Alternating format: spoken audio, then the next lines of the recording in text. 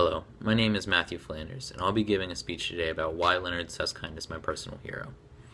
Although we are told from a very young age that can be anything that we want to be, some point in the aging process we begin to believe this to be less and less true. Till one point we are sure that this is no longer true. After reading this book,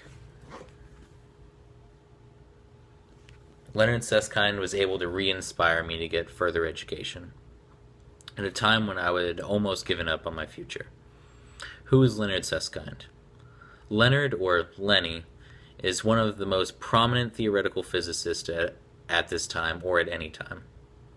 He's the father of string theory, and spends most of his time trying to educate the general public. Lenny had very humble beginnings. He worked for his father as a plumber into his mid-20s. He had also struggled constantly with drugs and alcohol. It was at this point that he found a second job as a cashier and started to take classes. It was almost instant success after this. It was these humble beginnings that me and Lenny share. My favorite thing about Lenny is that he never gave up in the face of adversity. His original paper on string theory was not only rejected by the Physics Review,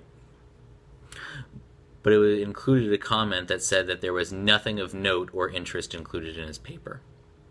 He spent the next year trying to convince his colleagues until he was taken seriously. He also battled with Stephen Hawking over an issue for nearly 10 years. Even though most of the scientific community was on Stephen's side, he persisted and eventually won. Even with all of these large accomplishments, Leonard still spends most of his time trying to educate the general public. Lenny's greatest gift is that he's able to explain the most complicated and convoluted subjects in clear, concise, and understandable ways. He has written quite a number of New York Times bestsellers. It's for these reasons why Leonard Susskind is my personal hero. At a time when I thought I was going to be a waiter for the rest of my life, his book inspired me to push for more.